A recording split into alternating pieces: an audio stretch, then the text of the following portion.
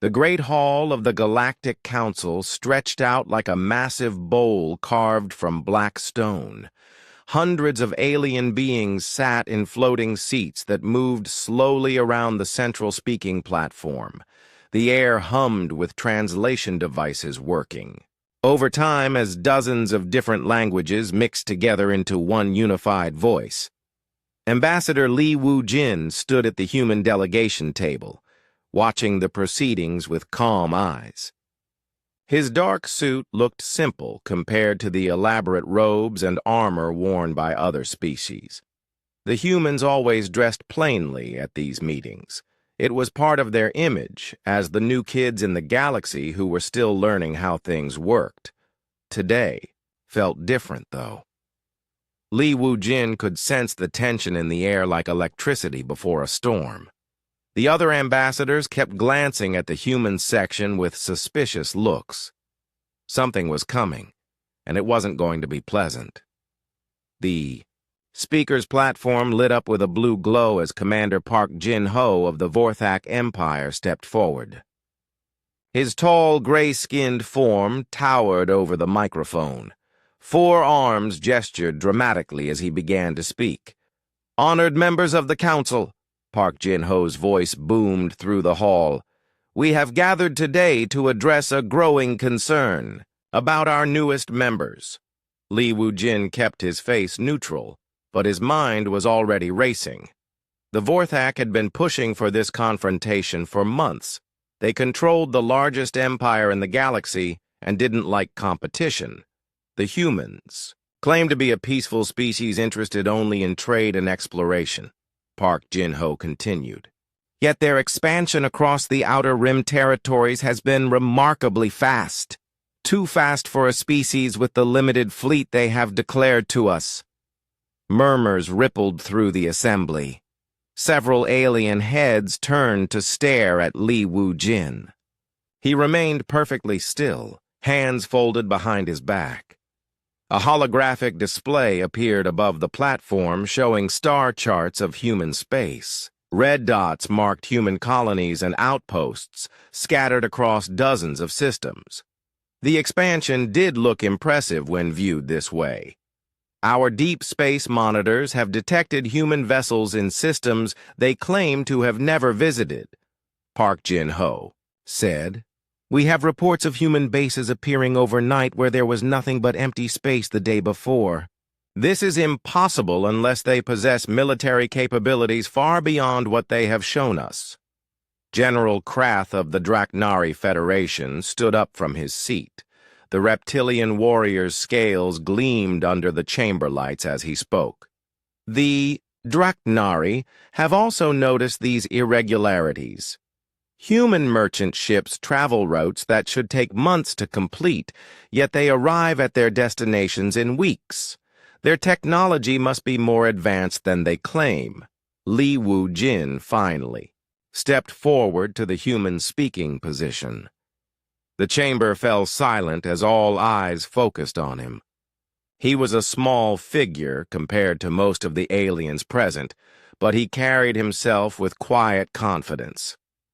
Honored members, Li Wu-jin began, his voice steady and clear. Humanity has always been transparent about our capabilities. We are a young species still learning our place in this great community. If our expansion seems rapid, it is only because we are eager to explore and make new friends. Commander Park Jin-ho's 4 eyes narrowed. Eager, perhaps, but also deceptive. We demand a full military inspection of all human vessels and installations. Every ship, every base, every outpost must be examined by council inspectors within 30 standard days. The demand hit the chamber like a physical blow. Several aliens gasped. This kind of inspection was usually reserved for species suspected of developing illegal weapons or preparing for war. Furthermore, General Krath added, his voice like grinding stone, if humans refuse this inspection, or if we discover they have been hiding military assets, We will consider it an act of aggression against the Council. Economic sanctions will be the least of their worries. Li Wu-jin felt a cold weight settle in his stomach. This was exactly what Earth had been afraid of. For 200 years, humanity had worked carefully to maintain their image as a harmless, eager species, just happy to be part of the galactic community. Now that facade was cracking. "The Council will vote," announced the ancient ethereal who served as session moderator. The floating energy-based being rarely spoke during meetings, which made their words carry extra weight. "All those in favor of mandatory military inspection of human space?" Lights began appearing across the chamber as delegates cast their votes. Li Wu-jin watched the tally climb higher and higher. The Vorthak Empire controlled 53 votes. The Draknari Federation had 41. Together with their allies and client species, they commanded a clear majority. The final count was devastating. 847 votes in favor, 156 against, with 23 abstentions. The human delegation had exactly 4 votes. "The motion passes," the ethereal announced. "Human space will be subject to full military inspection beginning immediately. Inspection teams will depart within 3 days. Li Wu-jin bowed formally to the assembly. "Humanity accepts the Council's decision. We welcome your inspectors and will provide full cooperation." His calm response seemed to surprise some of the aliens.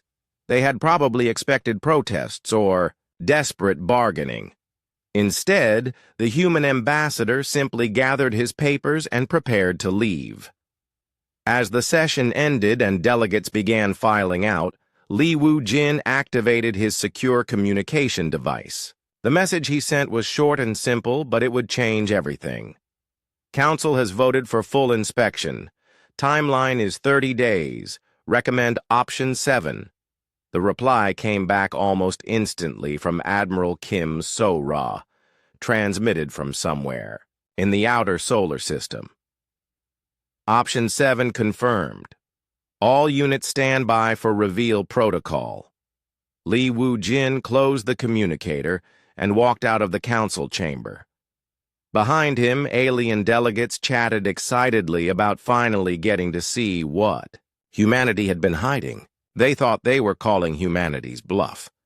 They had no idea what they were about to discover. Hundreds of light years away, in the cold darkness beyond Pluto's orbit, Admiral Kim So-ra stood in the command center of a space station that didn't officially exist. The station was massive, larger than most cities, but it had never appeared on any sensor sweep or deep space survey. Advanced stealth technology kept it hidden from the galaxy's prying eyes. Kim So-ra was a woman in her 50s, with steel-gray hair and the kind of calm confidence that came from decades of command experience. She wore a black uniform with no markings or insignia. The fewer records that existed of this place, the better. The command center around her hummed with quiet activity. Dozens of technicians worked at control stations, monitoring displays that showed star charts, fleet positions, and tactical data. But these weren't the simple patrol routes and trade schedules that humanity reported to the Galactic Council. "Ma'am," called Lieutenant Commander Yoon-ha-na from her station. "Long-range sensors confirm Draknari fleet movements toward Sector 7. They're definitely planning to start the inspection there." Kim So-ra nodded. "Expected. What's the status of our assets in that sector?" 12 heavy cruisers, 6 battleships, and 1 dreadnought, all in hiding positions. "Plus the usual support vessels and defense platforms." "Good. And the rest of the fleet?" Yoon-ha-na consulted her displays. "All ships report ready status.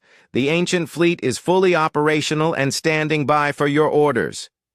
Kim So-ra walked to the great viewing window that looked out into space. In the distance, she could see the running lights of ships that had been hiding in the outer solar system for decades. Massive vessels that dwarfed anything the Galactic Council had ever seen. 200 years, she said quietly. 200 years of careful planning and patient waiting. Time to see if it was worth it. She turned back to her crew. Signal all units. Prepare for Operation Daybreak. The galaxy is about to learn what humanity has really been doing out here. 200 years ago, Captain Choi Min-ho had stood on the bridge of Earth's first interstellar ship, watching an alien vessel approach through the darkness of space. That first contact had changed everything for humanity, though not in the way anyone expected. The alien ship had been beautiful but primitive. Its hull was made of some kind of crystal that glowed with soft blue light. The weapon systems were energy-based but crude, barely more advanced than what humans had been developing in their own laboratories. When the aliens introduced themselves, as representatives of the Great Galactic Council, Captain Choi Min-ho had been polite and humble. Inside, he had been shocked. Earth's military scientists had expected to find technologies that were centuries ahead of human development. Instead, they discovered that humanity's rapid technological growth during the early space age had actually put them ahead of most galactic civilizations. The decision made at the highest levels of Earth's government was simple: hide everything. Let the galaxy think humans were a young, eager species just starting to explore space. Meanwhile, humanity would quietly build the fleet they really needed. Admiral Kim So-ra walked through the shipyards of Eternal Vigil, remembering that first moment of deception. The massive construction facility stretched for kilometers in all directions, hidden in the shadow of a rogue planet that drifted between star systems. No one would ever think to look for a shipyard here. The ships around her were proof of 2 centuries of secret work. The dreadnought Sejong hung in its construction bay like a sleeping giant. At 3 kilometers long, it was larger than most space stations. Its hull was dark gray metal covered in armor plating thick enough to stop asteroid impacts. The Sejong has been operational for 147 years, Dr. Yoon Hana said as they walked along the observation deck. We've upgraded her weapon systems 6 times and replaced her engines twice, but the basic hull design is still solid. Kim So-ra nodded, studying the massive ship. How many like her do we have now? 43 dreadnoughts, 212 battleships, 496 cruisers of various classes, and about 15,000 smaller vessels, Yoon Hana replied. Plus the carriers, support ships, and mobile construction yards. They moved to the next viewing window, where the battlecruiser Yi Sun-sin was being fitted with new shield generators. The ship looked sleek and deadly, its hull covered in weapon ports and sensor arrays. Unlike the bulky designs favored by most alien species, human ships were built for speed and firepower. The aliens still think we're using chemical rockets. And basic fusion drives, Yoon Hana continued. They have no idea we've been running antimatter engines for over a century. Kim So-ra smiled grimly. Let them keep thinking that. How's the stealth program coming? Better than expected. We can hide ships as large as heavy cruisers for months at a time. The new quantum field generators make us almost invisible to any known sensor technology. They walked past construction bays where human workers and automated systems labored around the clock. New ships took shape daily in these hidden yards. The galaxy thought humanity had maybe a few hundred vessels total. In reality, they had been building continuously for 2 centuries. What about the ancient fleet? Kim So-ra asked. Dr. Yoon Hana's expression grew more serious. That's our biggest secret. Come, I'll show you. They took a transport pod deeper into the facility, past the modern construction areas to older sections that had been built decades ago. Here the ships looked different. Their hulls had strange curves and angles that seemed to follow no human design philosophy. "The carrier Guangeto," Yun Ha-na said, pointing to a massive vessel that looked like a floating city. "We found her, drifting in deep space 70 years ago. She belonged to a species that died out before humans even developed agriculture.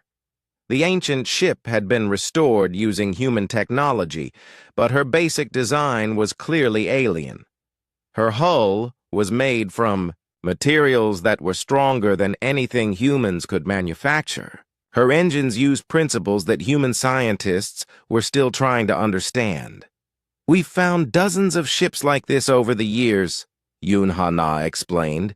"Derelicts from dead civilizations, abandoned space stations, even entire fleets floating in the void between galaxies. Most of them were thousands of years old." Kim So-ra studied the ancient vessel. "And we've been integrating their technology with our own." "Exactly. We reverse-engineered their weapons, their engines, their hull materials. Then we improved on them using human engineering principles.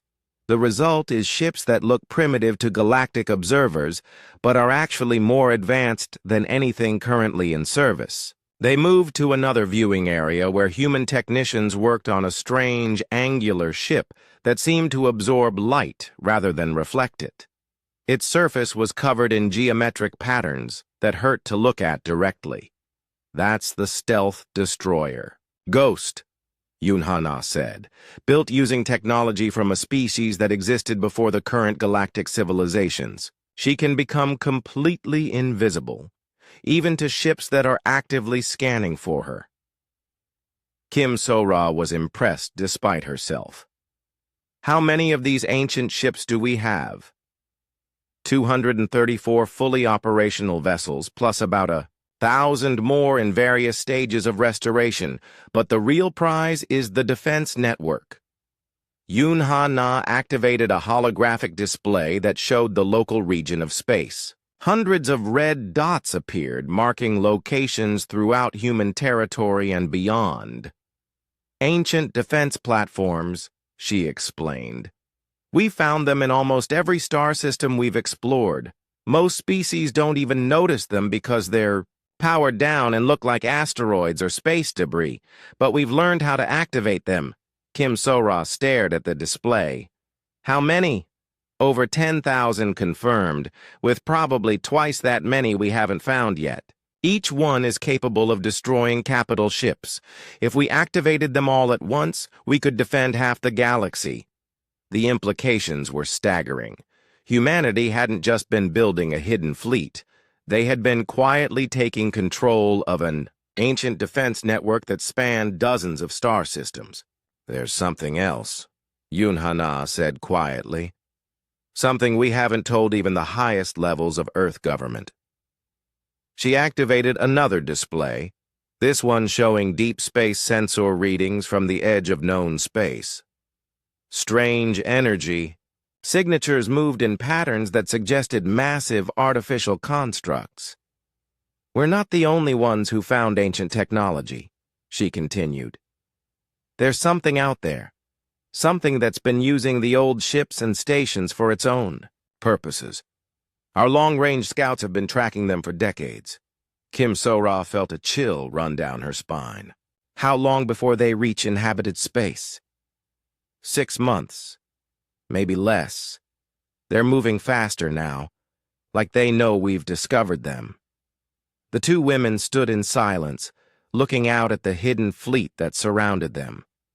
Hundreds of ships that officially didn't exist, crewed by people who had sworn oaths of secrecy that would last until death. All of it built to face a threat that the Galactic Council didn't even know existed. "The Council inspection is actually perfect timing," Kim So-ra said finally. "We need to reveal the fleet anyway. The galaxy is going to need every ship we have." Doctor, Yunhana nodded. The ancient records we've recovered all tell the same story. This has happened before. Great civilizations rise and fall, and something always comes from the dark between galaxies to destroy what they've built. But this time is different, Kim Sora said firmly. This time, someone is ready for them.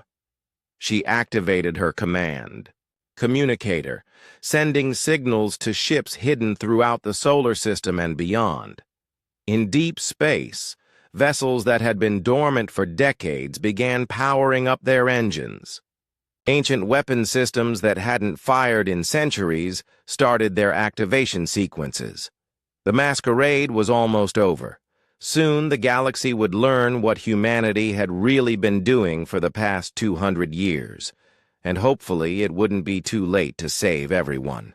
Commander Jang Kyung-soo stood in the war room deep beneath Earth's surface, staring at a holographic display that showed the edge of known space.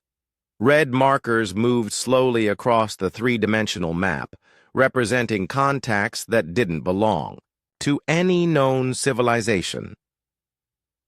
"How long have we been tracking them?" Admiral Kim Sora asked as she entered the room. 87 years, Jang Kyung-soo replied without looking away from the display. "Ever since Captain Song Eun-ji's deep space reconnaissance mission first detected anomalous energy signatures in the void between galaxies. He manipulated the controls, and the display zoomed in on one of the red markers. The image resolved into something that made Kim Sora's blood run cold. It was a ship, but unlike anything in the galactic databases. Its hull was black metal covered, in strange geometric patterns that seemed to shift and move when viewed directly. "We call them devourers," Jang Kyung-soo continued. "The name comes from what they do to star systems. They strip mine entire planets, break down the matter at the molecular level, and use it to build more ships." Kim Sora studied the alien vessel. It was massive, easily the size of a human dreadnought, but its design was completely wrong. Where human and galactic ships had smooth curves and logical layouts, this thing looked like it had been grown rather than built. "Show me the progression," she ordered. The display shifted to show a time lapse covering the past 8 decades. The red markers started as just a few scattered contacts at the very edge of sensor range. But as the years passed, they multiplied. First dozens, then hundreds, then thousands. "They're not just moving toward our galaxy," Jang Kyung-soo explained. "They're building as they come. Every star system they encounter gets stripped down and converted into more ships and resources." "How many are there now?" "Conservative estimate, 3 million vessels of various sizes. Could be twice that number. Our long-range sensors can only detect the largest ships at this distance." Kim Sora felt sick. 3 million ships was more than the entire combined fleets of every species in the Galactic Council. "What do we know about their capabilities?" Jang Kyung-soo called up another display showing detailed analysis data. Captain Song Eun-ji managed to get close enough to one of their advanced scouts to conduct passive scans. The results are not encouraging. The technical readouts showed energy outputs that were off the charts. The Devourer ships used some kind of exotic matter conversion system that provided virtually unlimited power. Their weapons were based on principles that human scientists could barely understand. "They're machines," Jang Kyung-soo said. "No biological crew, no life support systems, just pure artificial intelligence focused on one goal: consumption and expansion." "How close are they now?" 6 months to the nearest inhabited system. Maybe 5 if they maintain their current acceleration. Kim Sora walked around the display, studying the advancing fleet from different angles. "What about the Galactic Council? Do they have any idea this is coming?" None. Their long-range sensors are primitive compared to ours. They won't detect the Devourers until they're already inside Council space. The Admiral pulled up tactical projections showing how a Devourer assault would unfold. The enemy ships would emerge from hyperspace simultaneously across multiple systems, overwhelming local defenses before they could react. Council fleets would be destroyed piecemeal, unable to coordinate a unified response. "Time to total galactic conquest?" she asked. 18 months if they meet no organized resistance.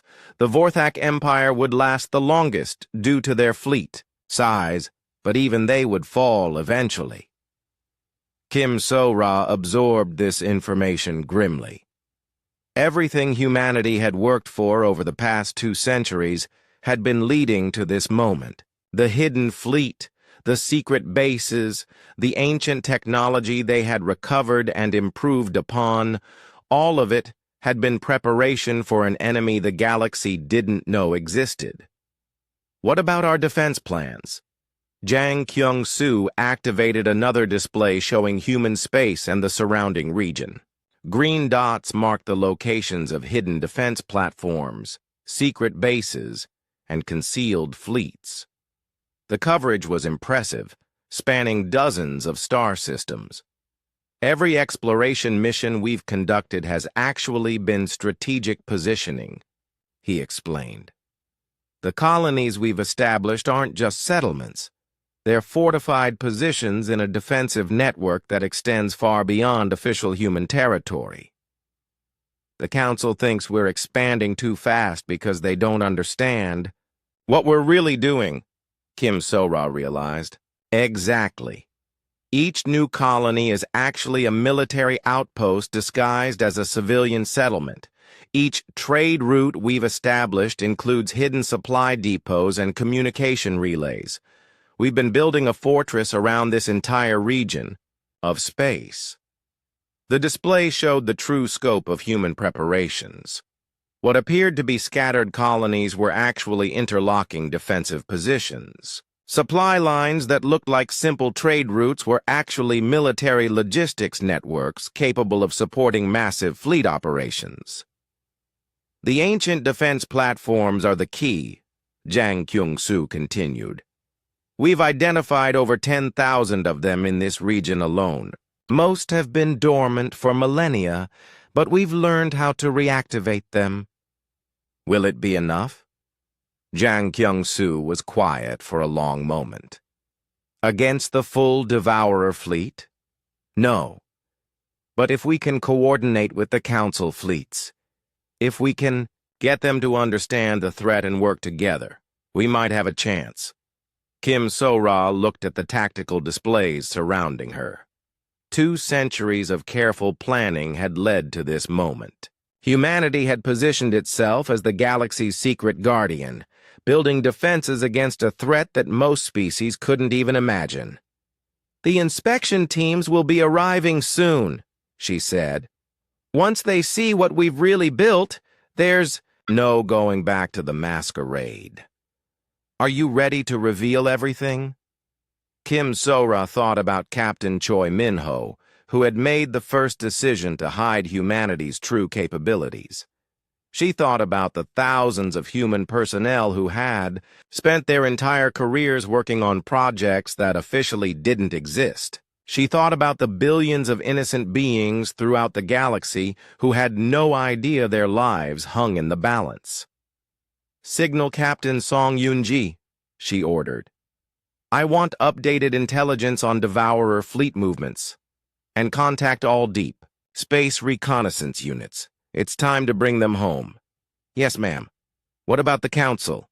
"Ambassador Li Wu-jin will handle the political side. Our job is to make sure we're ready when the shooting starts." She paused, looking one more time at the advancing red markers. "How much of the ancient technology have we managed to integrate?" "About 60% of what we've recovered. The rest is either too damaged or based on principles we don't understand yet. Start emergency activation protocols for everything we have." I don't care if it's experimental or untested. When the Devourers arrive, I want every ancient weapon platform. Online and ready, Jang Kyung-soo nodded and began inputting commands. Across human space, signals went out to hidden facilities and secret research stations. Projects that had been in development for decades suddenly shifted to emergency priority. There's one more thing, Kim So-ra said. The council inspection. Teams will want to know why we hid all this. What do we tell them? Jang Kyung-soo smiled grimly. The truth. That while they were busy playing politics and trade negotiations, humanity was preparing to save the galaxy. The Admiral walked to the main tactical display, watching the Devourer fleet creep closer to inhabited space. In 6 months, the most devastating war in galactic history would begin. The only question was whether the galaxy would be ready to fight back. "Send a message to all fleet commanders," she ordered. "Operation Daybreak is now active. All units, prepare for combat deployment." The masquerade was over. It was time for the galaxy to see what humanity had really been building in the darkness. The Galactic Council inspection fleet dropped out of hyperspace near the human colony of New Sol with all the subtlety of a thunderclap. 12 ships appeared in perfect formation, their hulls gleaming with the authority of the Council's combined military might. Admiral Vextar of the Vorthak Empire stood on the bridge of his flagship, studying the sensor readings with growing confusion. According to the data, New Sol was supposed to be a simple mining colony with minimal defenses. What his scanners were showing him told a very different story. "Admiral," his sensor officer called out, "I'm detecting massive energy signatures throughout this system. These readings don't match our intelligence reports." Captain Han Dong-woo received the alert while sitting in the command chair of the battleship Turtle Ship. The massive vessel hung in space disguised as a mining platform, its true nature hidden by sophisticated holographic projectors and sensor. "Scramblers! Council fleet has arrived," his communications officer reported. "They're requesting permission to board and inspect our facilities." Han Dong-woo smiled. After decades of hiding, it would almost be a relief to drop the pretense. "Grant them permission, and notify Admiral Kim So-ra that Phase 1 is beginning." The first shuttles launched from the Council ships, carrying inspection teams toward what they believed were civilian installations. General Krath of the Draknari Federation personally led one team, his reptilian features set in suspicious lines. Lieutenant Ko Young-mi met them at the docking bay of what appeared to be a standard asteroid mining station. She wore civilian clothes and carried herself like a nervous colonial administrator dealing with important visitors for the first time. "Welcome to Mining Platform 7, she said, with just the right amount of uncertainty in her voice. "We're honored to have such distinguished visitors." General Krath's keen eyes swept the docking bay, noting details that didn't quite fit. The floors were too clean for a mining operation. The walls showed no signs of industrial wear. Most telling of all, the artificial gravity was perfectly calibrated, something that required expensive military-grade equipment. "Show us your mining operations," he demanded. Ko Young-mi led them through corridors that had been carefully dressed to look like civilian facilities. Mining equipment lined the walls, all of it functional, but strategically placed to hide the weapon ports and armor plating underneath. "This is our main processing facility," she explained, gesturing to a large chamber filled with machinery. "We extract rare minerals from the asteroid belt and process them for shipment to Earth." What the inspection team saw was indeed a processing facility. What they couldn't see were the massive ammunition factories hidden behind false walls, or the tactical command center concealed beneath the equipment deck. General Krath stopped suddenly, his nostrils flaring. "This smell," he said. "This is ozone from energy weapons discharge." Ko Young-mi's performance never wavered. "We use plasma cutters for mining operations. They can leave a similar smell." But the Draknari general wasn't convinced. He moved to what appeared to be a control panel for mining equipment and studied it carefully. The layout was wrong. These weren't industrial controls. They were weapon targeting systems. Meanwhile, aboard the turtle ship, Captain Han Dong-woo monitored the inspection through hidden cameras. His ship was the crown jewel of human deception technology. From the outside, it looked exactly like a massive mining platform. Sensor scans would show ore processing equipment and cargo holds full of raw materials. The reality was very different. The turtle ship was a frontline battleship capable of engaging an entire fleet. Her hull was covered in armor thick enough to stop battleship-grade weapons. Her cargo holds contained enough firepower to level a continent. "Sir," his tactical officer whispered, "Council ships are conducting active sensor sweeps. The holoprojectors are holding, but if they get much closer—" "Let them look," Han Dong-woo replied calmly. "It's time they saw what we really are." The moment of truth came when Admiral Vextar himself decided to investigate the largest mining platform in the system. As his shuttle approached, the turtle ship's massive bulk filled the viewports. Even disguised, it was clearly larger than any mining operation had a right to be. "Those aren't ore processing towers," the Vorthak admirals, Aide observed. "Those are gun turrets." Vextar's 4 eyes widened as the truth hit him. "All ships, emergency alert. These aren't mining platforms, they're military installations." At that moment, alarms began sounding throughout human space. Emergency signals flashed between hidden bases and concealed fleets. The Devourer advance. Scouts had been detected, exactly as predicted. Admiral Kim Sora's voice came through on open communications channels, broadcast to every ship in the system. "Attention all Council vessels. This is Admiral Kim Sora of the Human Defense Fleet. We are about to transmit information regarding an imminent threat to all galactic civilizations. Please stand by." The holographic projectors throughout the system shut down simultaneously. What had appeared to be simple mining installations suddenly revealed themselves as massive military complexes. Weapon ports opened along asteroid surfaces.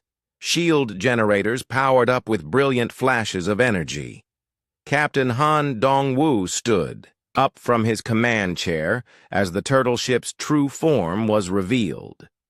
The disguised mining platform transformed before the Council fleet's eyes, weapon systems extending from hidden bays and armor plating sliding into combat configuration.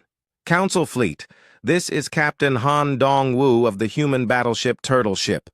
We apologize for the deception, but circumstances have forced our hand."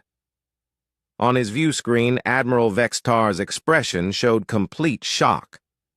The simple mining platform had just revealed itself as a warship that dwarfed his own flagship. Its energy readings were off the charts. General Krath, still aboard Mining Platform 7, found himself face to face with Lieutenant Ko Young-mi as she dropped her civilian disguise. Behind her, what had appeared to be mining equipment was reconfiguring itself into weapon emplacements. "I'm actually Lieutenant Ko Young-mi of Human Military Intelligence," she said calmly. "And this is Forward Operating Base 7, not a mining platform." The Draknari general reached for his sidearm, but froze as a dozen human soldiers appeared from hidden positions throughout the facility. They wore armor he didn't recognize, and carried weapons that made his own equipment look primitive. Throughout the system, the same scene was playing out. Human colonies were revealing themselves as military bases. Merchant ships were dropping their disguises to show their true nature as warships. What the Council had believed was a small, peaceful civilization was actually a military power, unlike anything in galactic history. Admiral Kim So-ra's image appeared on every screen in the system. She wore the black uniform of the Human Defense Fleet, her expression serious but not hostile.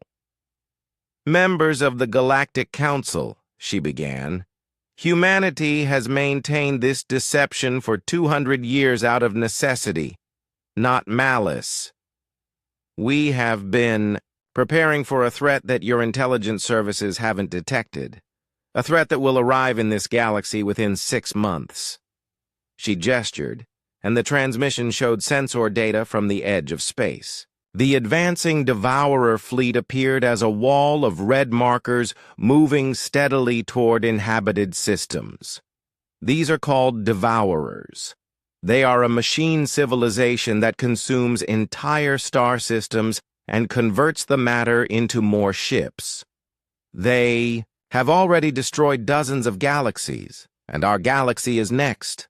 The Council fleet commanders watched in horror as the tactical displays showed the true size of the approaching enemy. Millions of ships, each one larger than anything in the galactic databases.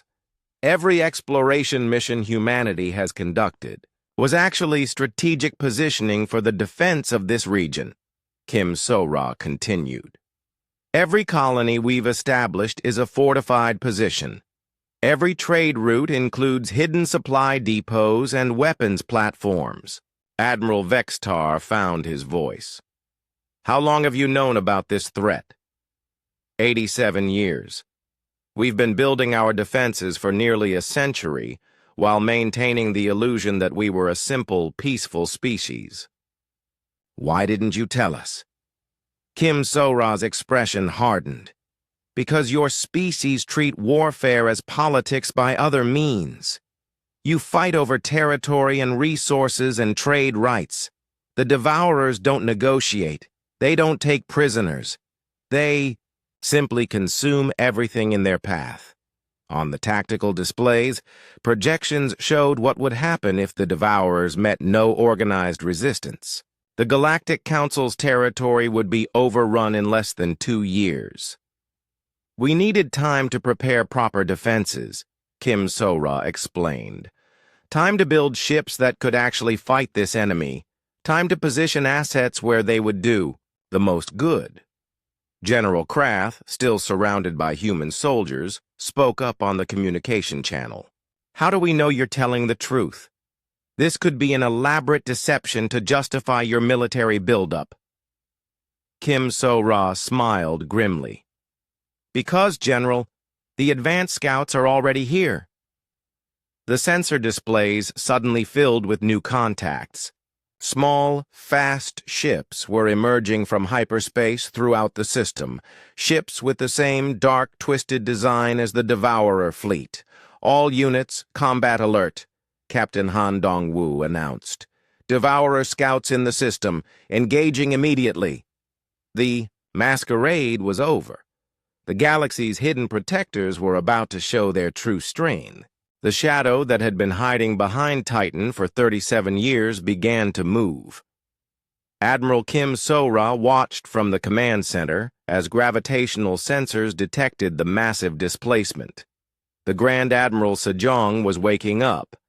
Captain Lim Jae-sung stood on the bridge of humanity's greatest warship, watching his crew work with the precision that came from decades of preparation. The ship around him was a monument to human engineering and alien technology combined into something that had never existed before. "All systems coming online," reported his chief engineer. "Antimatter reactors at full power. Ancient energy cores, responding normally. Hull integrity optimal." The Sejong was 3 kilometers of pure warship, her hull covered in armor plating that incorporated materials from a dozen dead civilizations. Her weapons were a mixture of human ingenuity and recovered alien technology, all of it upgraded and improved over the course of a century. "Ma'am," Lieutenant Commander Yoon Ha-na called from her station in the Hidden Command Center. Long-range sensors are detecting massive energy signatures throughout the system. The ancient fleet is powering up. Admiral Kim So-ra nodded, watching. The tactical displays as her hidden assets revealed themselves one by one. For 200 years, these ships had waited in concealment, their crews rotating in shifts, their systems maintained and upgraded, but never used in anger. Near Mars, the heavy cruiser Hwarang dropped its stealth field and appeared on sensors like a sunrise. The ship was sleek and deadly, her hull covered in weapon ports that had been designed to fight enemies that most galactic species couldn't imagine. In Jupiter's Great Red Spot, where the massive storm provided perfect sensor camouflage, the Titan-class destroyer Baekji powered up her engines. The ship was smaller than the great battleships, but she carried weapons that could crack a moon in half. Signal from the Sejong, Yoon Ha-na reported.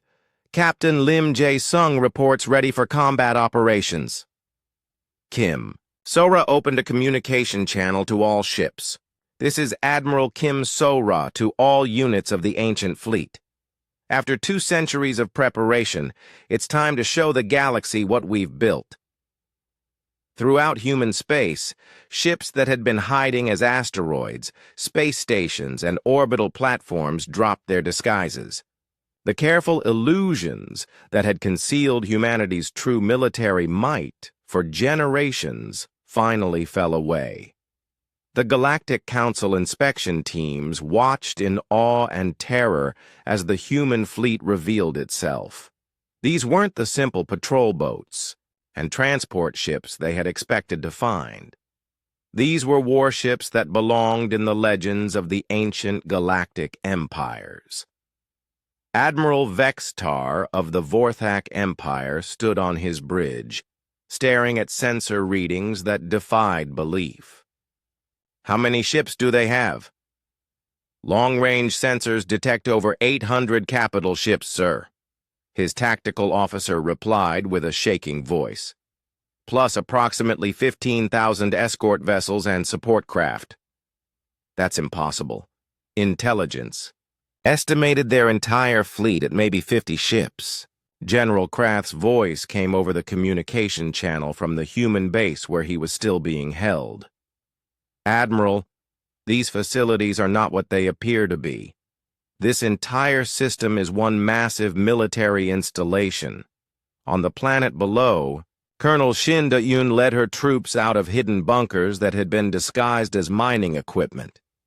The Death's Head Marine Division wore power armor that incorporated technology from across the galaxy, making each soldier effectively a one-person army. Ma'am, Sergeant Im Soo-jin reported as her unit secured the perimeter around a revealed weapons platform. All positions report ready. The planetary defense grid is fully operational.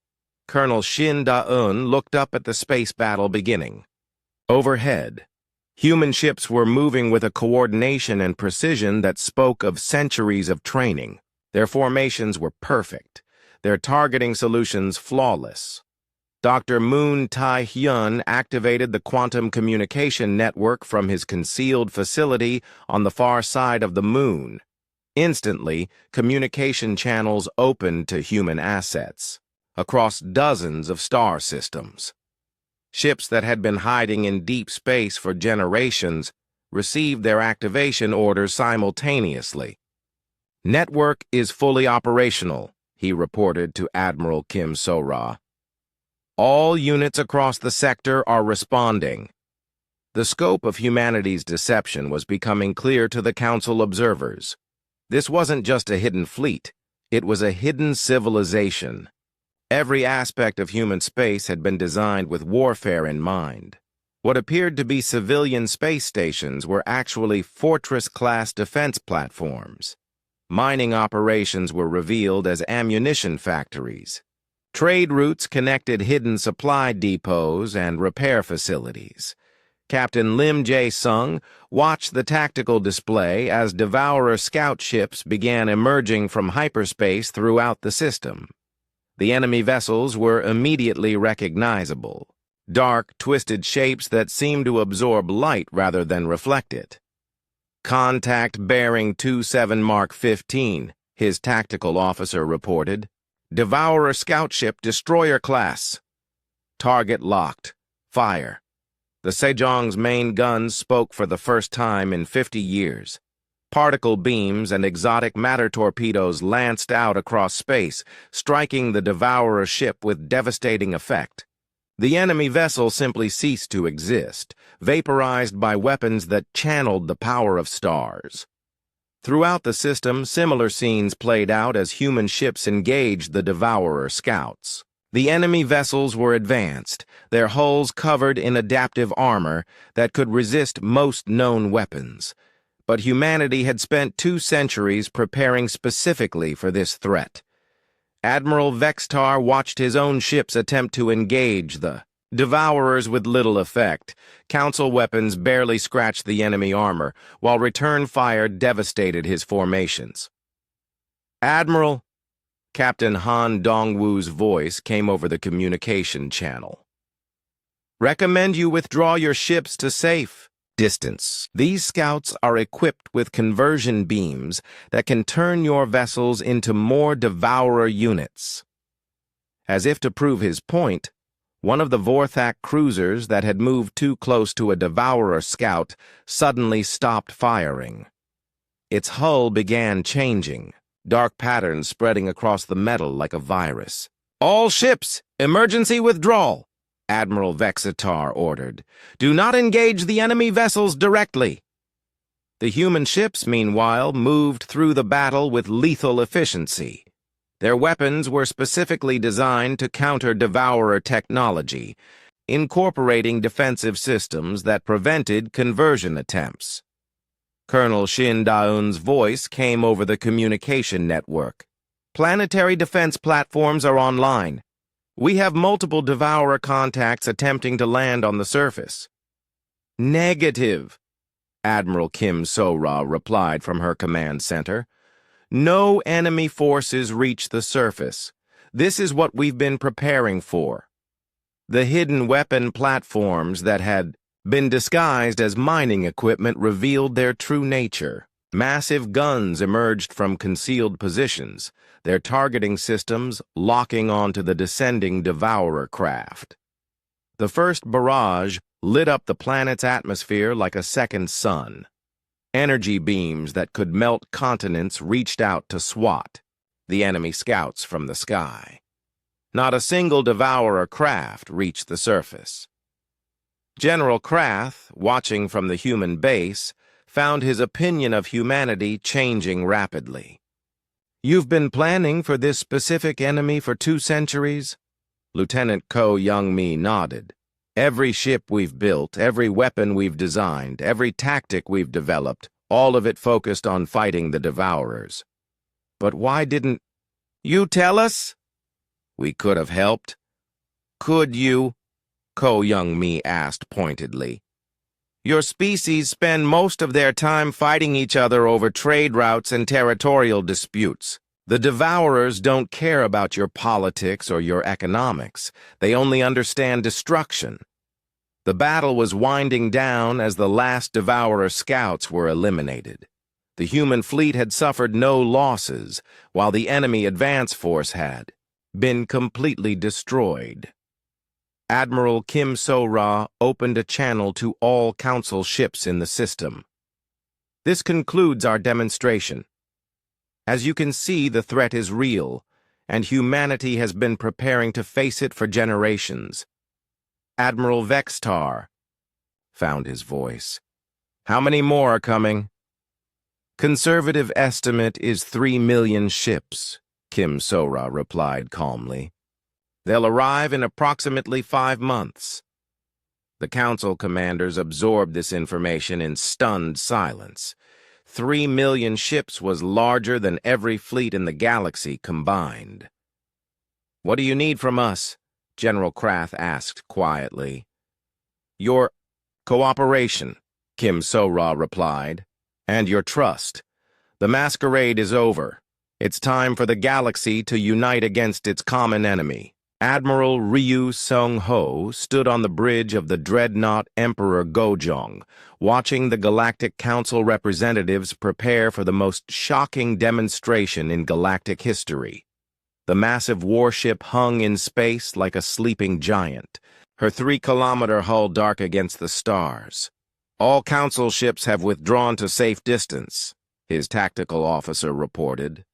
Observation platforms are in position. General Krath and Admiral Vextar watched from the bridge of a human escort vessel, their eyes fixed on the massive warship before them.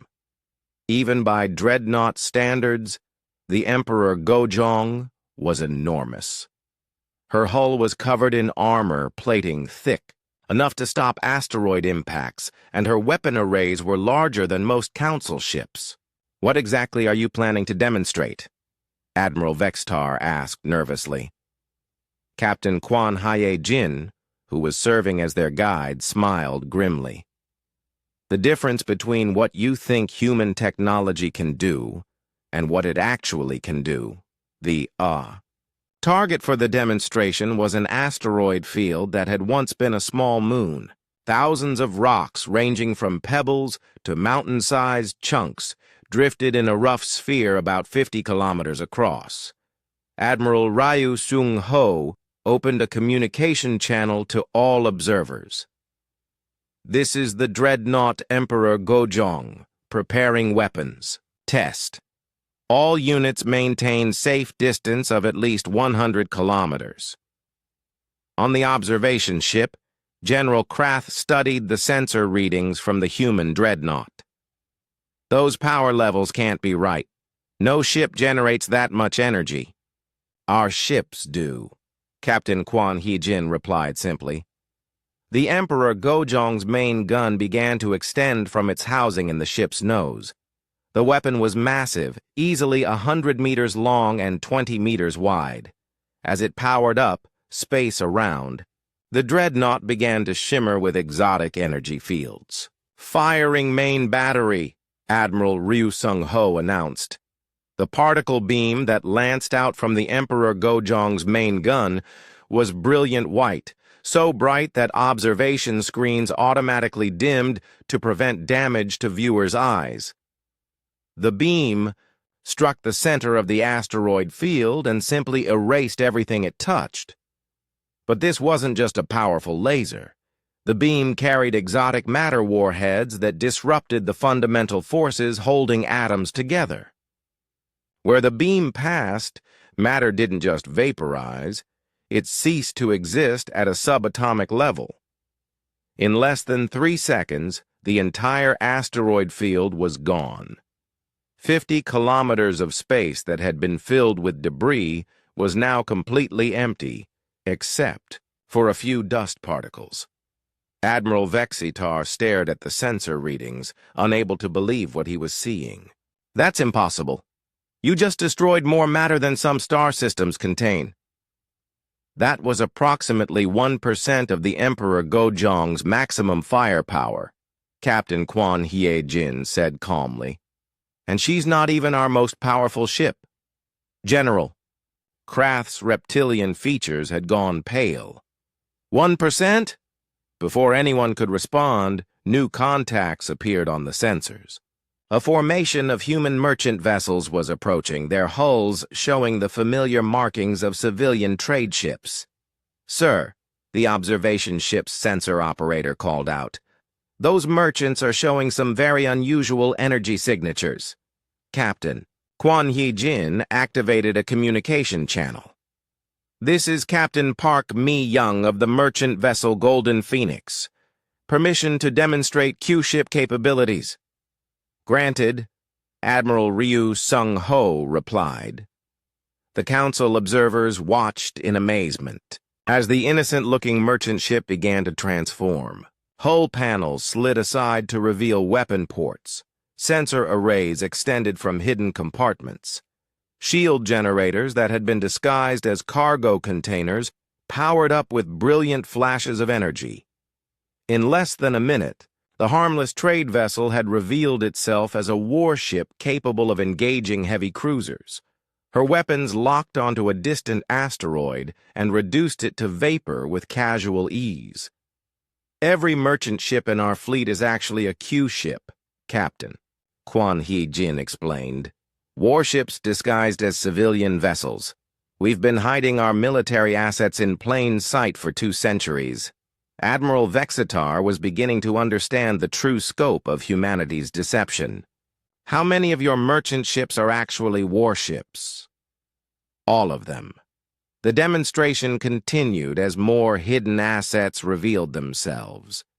What had appeared to be a simple communications satellite suddenly unfolded into a weapons platform capable of defending an entire star system.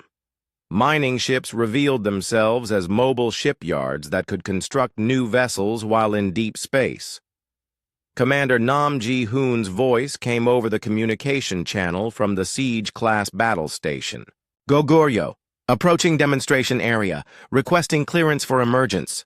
"Clearance granted," Admiral Ryu Seung-ho replied. The space around them began to distort as something massive dropped out of hyperspace. The Goguryeo was less a ship than a mobile space station, stretching for dozens of kilometers in every direction. Her hull was covered in docking bays that could service entire fleets, while her weapons arrays could defend multiple star systems simultaneously. "She's been hiding in the Oort cloud for 40 years, Captain Quan Hye-jin explained as the council. Observers stared at the massive construct. "Mobile command base for deep space operations?" General Krath found his voice. "How long would it take to build something like that?"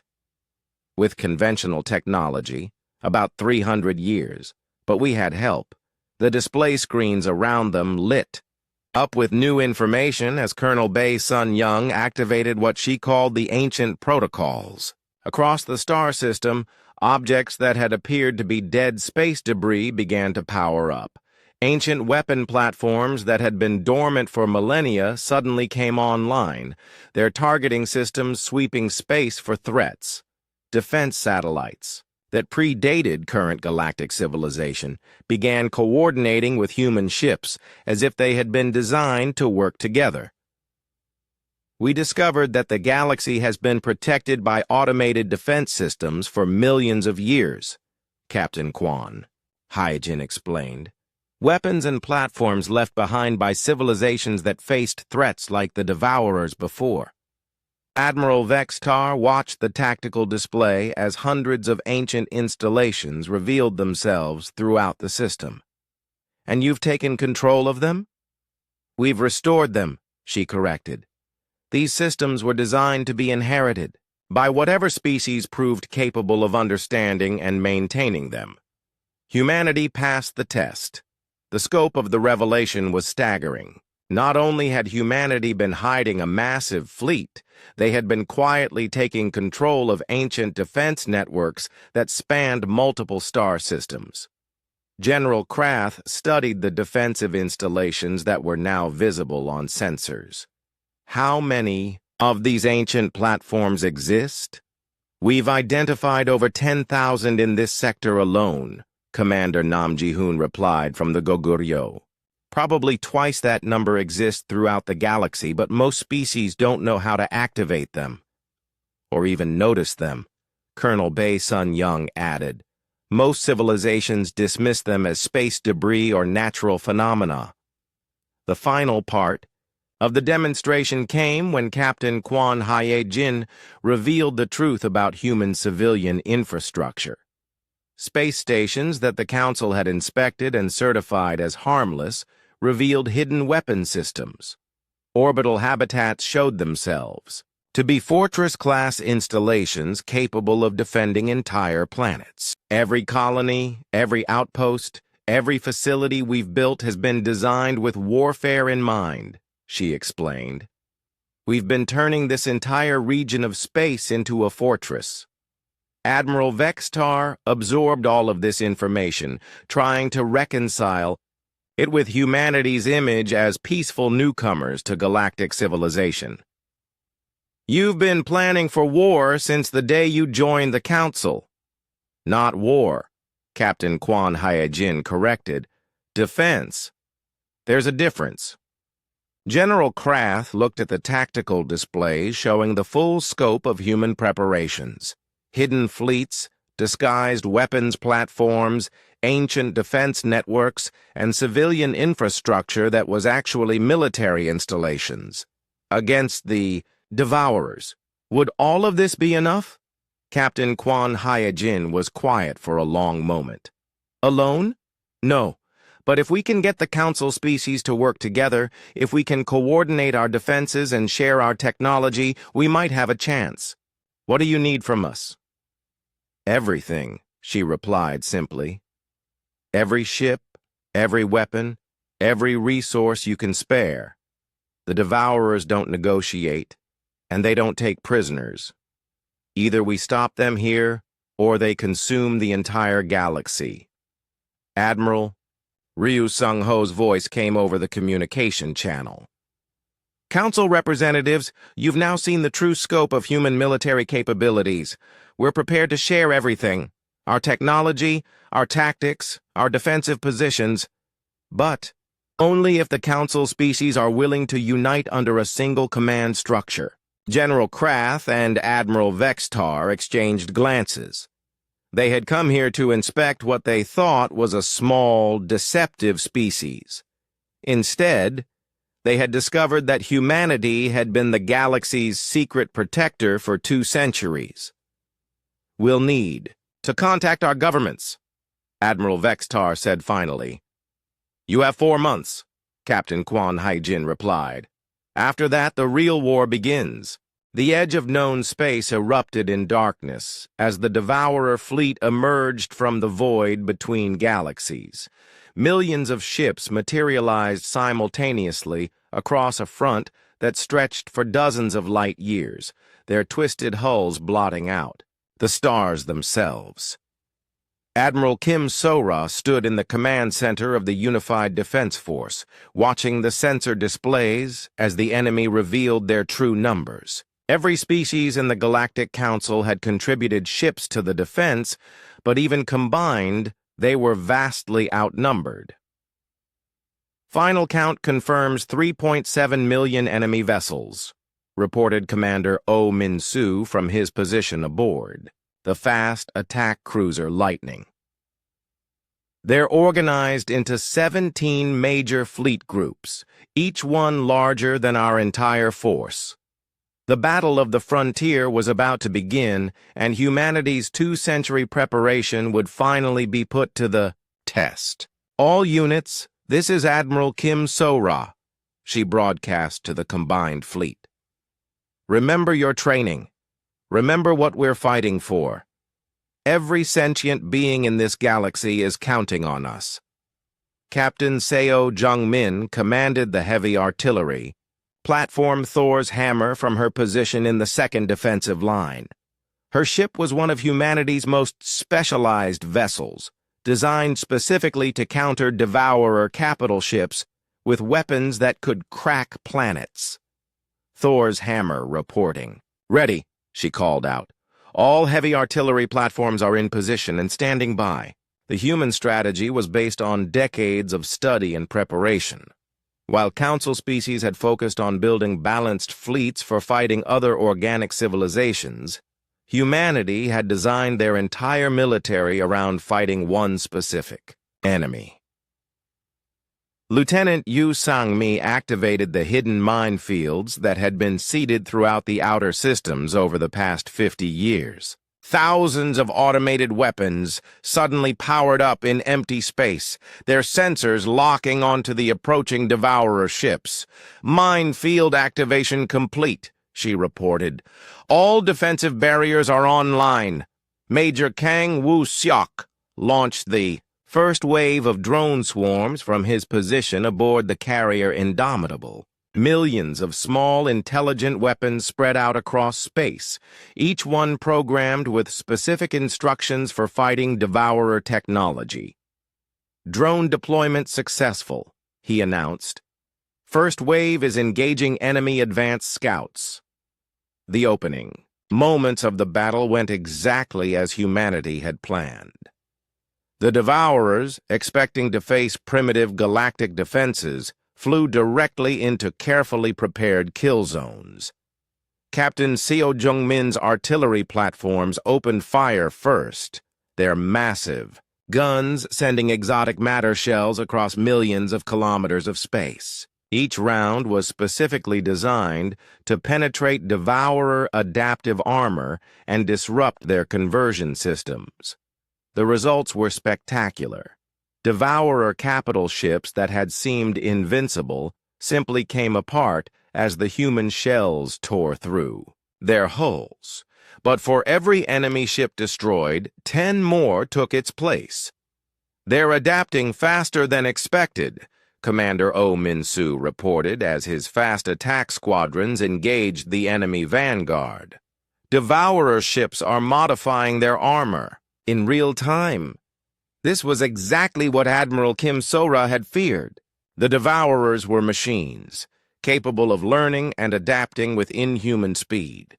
Weapons that worked perfectly in the first exchange became less effective with each subsequent attack. "All units implement Protocol 7, she ordered. "Begin tactical rotation." The human ships immediately shifted their attack patterns, switching to different weapon types and targeting different systems. This was another advantage of their preparation. They had developed dozens of different ways to fight the same enemy. Lieutenant Yu Sang-mi watched her minefields tear through the first wave of Devourer ships, but the enemy was already learning. The second wave came in with modified hulls that could resist the mine explosions. "Mine effectiveness dropping to 60%, she reported. "Implementing secondary detonation patterns." The mines began exploding in sequence, creating overlapping fields of exotic energy that disrupted Devourer shields. It was a tactic humanity had developed specifically for enemies that could adapt to single-point attacks. Major Kang Woo-seok's drone swarms swarmed over Devourer formations like angry insects, each small weapon targeting specific weak points in enemy hulls. The Devourers responded by deploying their own automated defenses, but the human drones had been designed to work in coordination. "Drone losses at 30%, but rising," he reported. "Enemy is learning our attack patterns." Switch to pattern. "Delta 7, Admiral Kim So-ra ordered. "All units, begin randomization protocols." This was the key to fighting an adaptive enemy. Never use the same tactic twice. Human ships began firing in seemingly random patterns, their attacks coordinated by computers that could calculate millions of variables simultaneously. Captain Seo Jung-min's artillery platforms shifted their targeting to Devourer command ships, using weapons that channeled the power of controlled black holes. The exotic matter shells punched through space-time itself, making them impossible to defend against with conventional shields. "Direct hit on enemy command vessel," she reported with satisfaction. "Target destroyed." But the celebration was short-lived. The Devourer fleet simply reorganized itself, with new command ships taking over seamlessly. The enemy operated like a single organism, each ship connected to all others through quantum communication links. Commander Oh Min-soo led his fast attack squadrons in hit-and-run strikes against Devourer formation edges. His ships were built for speed and stealth, appearing just long enough to fire their weapons before disappearing back into the void. "Lightning Squadron reporting successful strike," he called out. "Enemy responding with pursuit formations." This was exactly what the humans wanted. By forcing the Devourers to split their attention between multiple targets, the human fleet could prevent the enemy from concentrating their overwhelming numbers. Admiral John Hee-young joined the battle from the Deep Space Command ship Eternal Vigilance, revealing humanity's ultimate secret weapon. She had been fighting Devourers in other galaxies for over 50 years, learning their tactics and developing countermeasures. All units, this is Admiral John He Young, she broadcast. I have tactical data from previous Devourer encounters. Implementing enhanced combat protocols now. The human ships suddenly began moving with even greater coordination, their attacks targeting specific weak points that Admiral John He Young had discovered through decades of combat experience. The tide of battle began to shift as human tactics proved their worth. Devourer ships that had seemed invincible started falling in larger numbers, but the enemy still had overwhelming numerical superiority. Admiral, Commander O. Minsu reported, long-range sensors are detecting additional Devourer reinforcements. They're bringing in reserve fleets. Admiral Kim So-ra studied the tactical displays grimly. Even with all their preparation, humanity couldn't win this battle through conventional means. It was time to reveal their final secret. Signal to Admiral John He Young, she ordered. Authorization code Phoenix 7. Activate the Omega protocols. Throughout human space, ancient installations that had been dormant for millions of years suddenly came online. Weapons platforms built by dead civilizations began targeting the Devourer fleet with technology that predated current galactic civilization.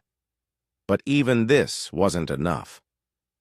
The Devourers had faced such weapons before and had developed countermeasures. The battle was turning into a grinding war of attrition that humanity couldn't win. Lieutenant Yu Sang-mi watched her defensive positions being overrun one by one. Admiral, we're losing the outer perimeter. Enemy forces are breaking through. Major Kang Woo-sok's drone swarms were being systematically destroyed by Devourer countermeasures. Drone effectiveness down to 20%. Requesting permission. To deploy experimental units. Captain Seo Jung-min's artillery platforms were running low on exotic matter ammunition. Thor's hammer requesting resupply. We're down to emergency reserves. Admiral Kim So-ra looked at the battle display surrounding her, watching her carefully planned defenses slowly crumble under the weight of enemy numbers. 2 centuries of preparation were being tested to their limits. Signal to all units, she ordered quietly. Prepare for Phase 2 operations. It's time to take the fight to them. The defensive battle was only the beginning. If humanity couldn't stop the Devourers here, they would have to try something that had never been attempted before, a direct assault on the enemy's home territory. The Nexus defense grid stretched across 3 star systems, a massive fortress network that humanity had been building in secret for over a century. Admiral Kim So-ra stood on the bridge of the flagship Eternal Guardian, watching the final preparations for what would either be galactic civilization's greatest victory or its last stand. The ship around her represented the pinnacle of human engineering and ancient alien technology combined. The Eternal Guardian was more than just a warship. It was a mobile command center capable of coordinating fleets across multiple galaxies simultaneously. All defensive positions report ready, announced Captain Im Soo-jin from her position aboard, the stealth destroyer Ghost. Her ship flickered in and out of visibility as advanced cloaking systems bent light and energy around her hull. General No Sung-jae transmitted from the Strategic Command Center buried deep within the fortress network. Final intelligence confirms Devourer main fleet approaching. Estimated arrival in 6 hours. The truth that Admiral Kim So-ra was about to reveal would shock even her own allies. Humanity hadn't just found ancient alien technology. They had become the inheritors of a galactic defense network that had been protecting the galaxy for millions of years. Signal to all Council fleets, she ordered. Prepare for final revelation. Operation Omega Dawn is now active. Throughout the Nexus defense grid, installations that had appeared to be human constructions began revealing their true nature. These weren't just fortresses built by humanity. They were ancient strongholds that had been abandoned for eons, waiting for a species capable of understanding and restoring them. Ambassador Li Wu-jin stood in the diplomatic center, addressing the combined leadership of every species in the galaxy. Honored colleagues, what you are about to learn will change everything you thought you knew about galactic history. The holographic displays around the chamber lit up with star charts spanning millions of years. Ancient civilizations appeared and disappeared like candle flames, each one facing the same threat that now approached their galaxy. The Devourers are not a new threat, Li Wu-jin explained. They are an ancient enemy that has been consuming galaxies for longer than life has existed on most of our worlds. General No Seung-jae activated the historical records that humanity had discovered in the ancient installations. Images of long-dead species appeared on the screens, beings that had faced the Devourers in ages past. Each time the Devourers appeared, the civilizations of that era united to fight them, he continued. And each time, they built defense networks designed to protect future generations. The scope of the revelation was staggering. The fortress systems, the ancient weapon platforms, the mysterious technologies that humanity had been finding throughout their expansion, all of it had been left behind by previous galactic civilizations. Admiral Kim So-ra opened a channel to the entire fleet. Humanity was chosen to inherit this responsibility not through conquest or chance, but because we proved capable of understanding and maintaining systems that most species couldn't even recognize. Captain Im Soo-jin's Ghost Squadron moved through the defense network like deadly shadows, their ships using technology that made them effectively invisible. All stealth units in position, enemy fleet approaching outer perimeter. The Devourer armada emerged from hyperspace like a wall of darkness, their ships filling the space between stars. But this time, they weren't facing unprepared defenses. They were entering a killing field that had been designed by dozens of civilizations specifically to destroy them. Ancient defense platforms activating, reported Colonel Bae Sun-young from her control station. All systems showing green. Weapons that had been silent for millions of years suddenly came online. Energy beams that could shatter planets reached out across space, while exotic matter projectors created fields that disrupted the fundamental forces holding Devourer ships together. But the ancient weapons were only the beginning. Humanity had spent 2 centuries improving and upgrading the defensive network, adding their own innovations to technologies that predated their civilization. Thor's hammer reporting target lock, called Captain Seo Jung-min as her artillery. Platform prepared to fire. Engaging Devourer command formation. The battle that followed was unlike anything in galactic history. Human ships worked in perfect coordination with ancient defense systems, their movements choreographed across light years of space. Admiral Ryu Seung-ho's Emperor Go-jong led the heavy battleship formations, her massive guns firing exotic matter shells that simply erased enemy vessels from existence. Each shot was guided by targeting computers that had been learning Devourer weaknesses for eons.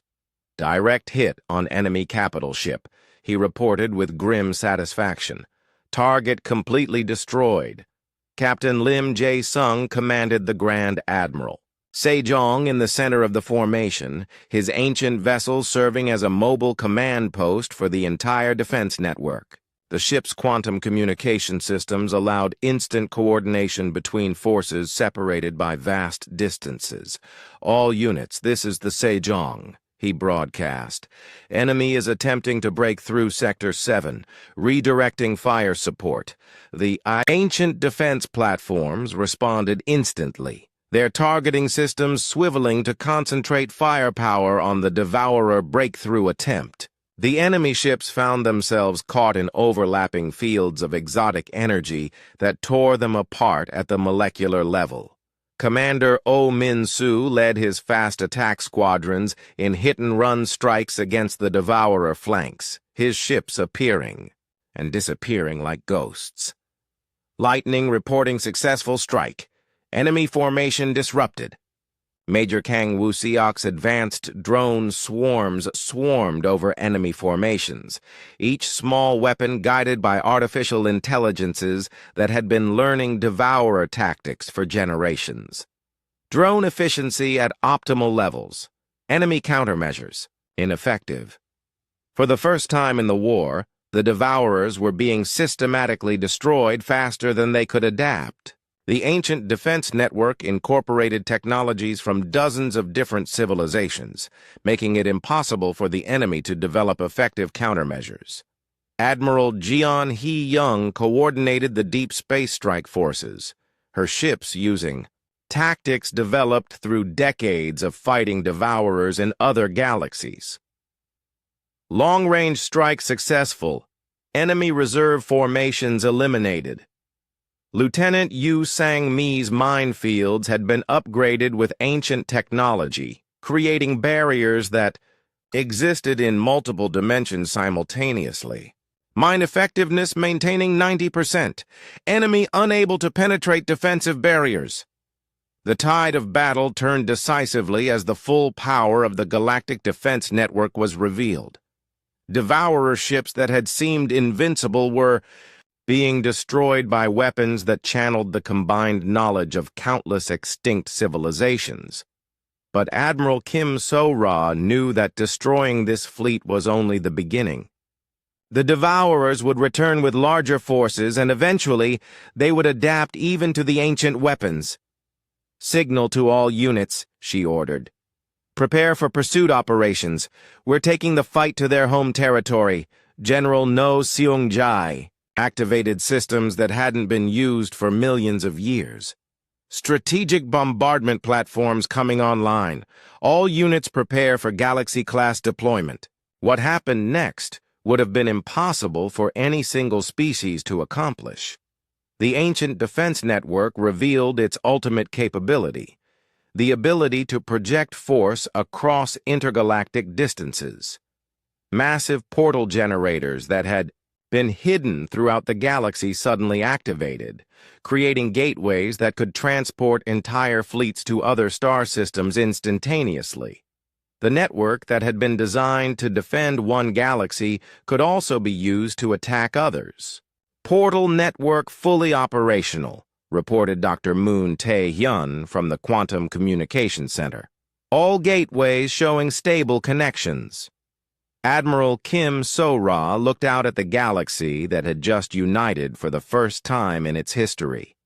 Human ships fought alongside Vorthak battlecruisers and Draknari destroyers, their crews working together with a precision that would have been impossible just months ago. "Signal to Ambassador Li Wu-jin," she ordered. "Inform the Council that the immediate threat has been neutralized." "What about the long-term threat?" asked General Krath over the communication channel. Kim So-ra smiled grimly. "That's what the portal network is for. It's time to end the Devourer threat permanently." The ancient defense network revealed its final secret, coordinates to the Devourer home territory in a distant galaxy.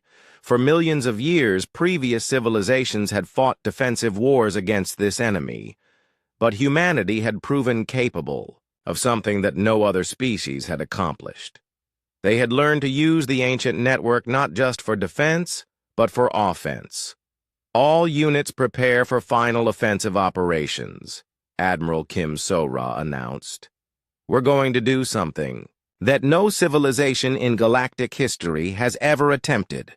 We're going to attack the Devourers in their own territory." The portal generators hummed with power as they prepared to transport the combined galactic fleet across impossible distances. Ships from dozens of species formed up in precise formations, their crews ready to follow humanity into the unknown. Captain. Im Soo-jin's stealth squadrons would go first, using their advanced cloaking systems to scout the enemy home territory and identify priority targets. Ghost Squadron ready for advanced deployment, she reported. The final,